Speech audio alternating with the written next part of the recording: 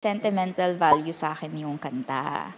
Kasi childhood crush ko si Mr. Christian Bautista dati. And alam niya po ito. Ang dahil mong childhood crush Nung 6 years old ako, nagpunta ako sa mall show niya sa amin sa Binyan, Laguna. Tapos nagduet kami ng kantang to. So, Speaking of throwback, alam niyo ba na 2016 pa raw nang unang magkakilala sina Barbie at David sa audition ng GMA rom-com series na Meant to Be. Hindi raw pinalad si David noon at napunta kay Kenshan ang role. hindi ko pinili si Ethan. Dahil ikaw ang pinipili ko. Akong artista nun at hindi pa ako masyadong marunong umarte. Oh. Tapos medyo na-intimidate ako kay Barbie kasi I heard na magaling nga daw siyang umarte. So, totoo nga. Pero di mo pa ako kilala nun. Kilala na kita. Telege? Kala ko makukuha ko eh. Hindi pala. Dapat kasi pinagbigyan mo na ako. Pero sabi nga ng iba, good things take time. And what is meant to be will happen. Anong boy natin? Barbie Forteza and David Licao. Sorry, bawal po. Bawal. Bawal po si Ken dito sa loob. Thank you. Bakit? Pwede nga. Okay. Ito na yung challenge para sa inyo. Napamukha mo talagang na-memorize mo yung spiel. Nakatingin ka talaga sa akin. I love. Pinaghandaan niya. Oo, thank you. Barda. Wow! I love it!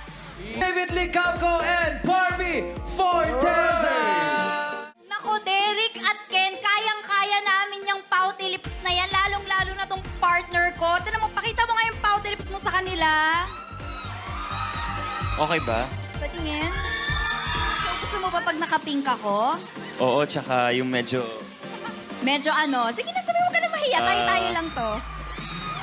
Yung fit. Yung fit. Okay. Asking you as David, kinikilig ka ba kay Barbie? Yeah.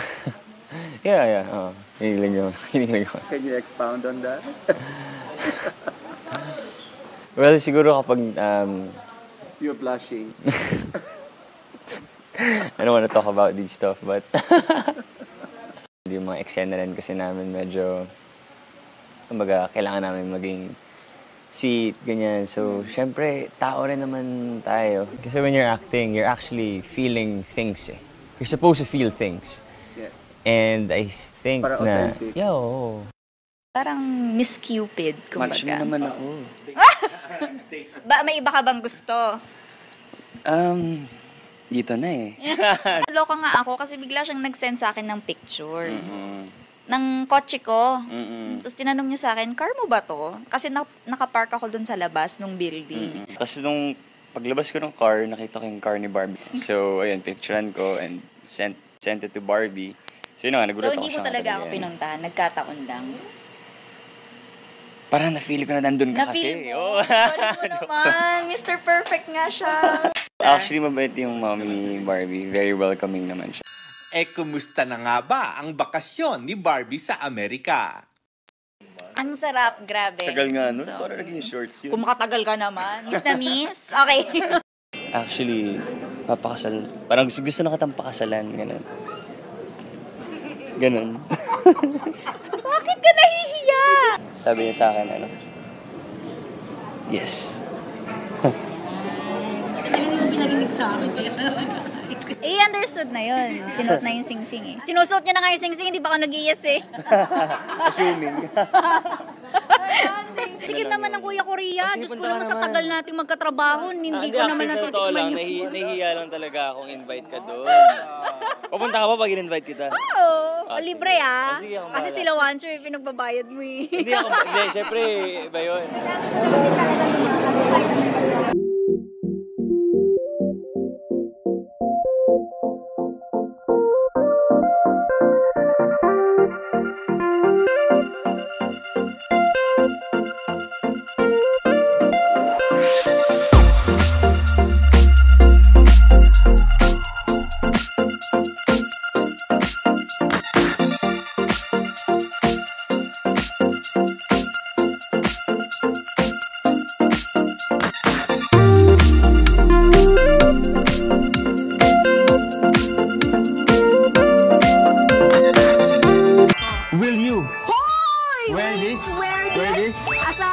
model? Okay, I will.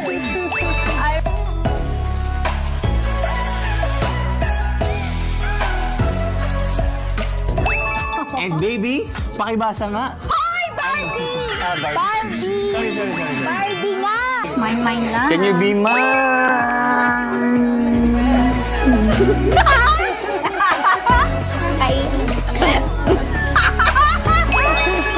Ang turn off sa first date, late.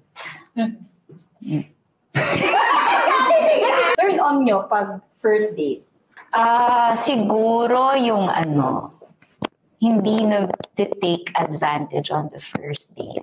Yung parang wala masyadong assumptions na pwede na tayong holding hands or hawak sa bell or something, akbay-akbay, wala muna. Kasi syempre first date yun, di ba? Pag second, pwede na ikaw ako yan. Ba't mo tinatanong? I think big turn on sa akin kapag nag-offer sila ng bill on the first date. Pero hindi ko sila papabayaran na. Pero parang... Nag-react lang sana ako. Okay. Hindi ko sila papabayaran. Pero It's parang, giving alpha female-ish. Oo, Parang, parang I can pay for myself. yeah, gives off us, parang kaya niya yung sarili niya. And, Confident. Oo, ganyan. confident. Capable ganun. siya. Ako, gusto ko mabango. Mabango.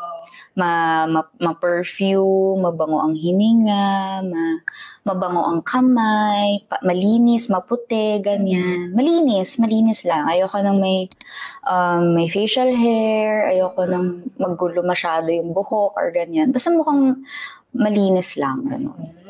Okay. Malinis ang intention. Okay. Ganon. Yung kanina, kung turn on, yung nabanggit yung kanina, ano naman yung turn off sa first date? Sa first date, Ikaw muna. Ako muna. Ang turn off sa first date, late. Bakit ganon? Pero kasi usually kapag first Bakit ka date... nagde-defend? Nag-date na ba tayo? Di ba hindi pa naman? hindi nga. Hindi, pero pag date, yung lalaki naman yung susundo. Ba't ka galit? So technically, hindi pa late kasi nasa bahay pa ako, di ba? Oo. Waiting pa. Hindi pa umaandar ang metro. Siguro kapag masyadong... Maaga. Pag maaga naman. Oo, masyadong aga mo naman eh. Siguro kapag masyadong nag-prepare. Pati yun. Sobrang nag-makeup, sobrang nagpaganda. Tapos parang kunwari, pagdating namin doon sa restaurant, parang ang dami yung pakialam sa mga tao. Or parang, Vain. vain, gano'n. Gusto ko yung parang supernatural na, I don't care about you. Like, I'm just here para makilala ka. And then, if I like you, then we can be together. Like, pwede tayo No magka-second date. pretension.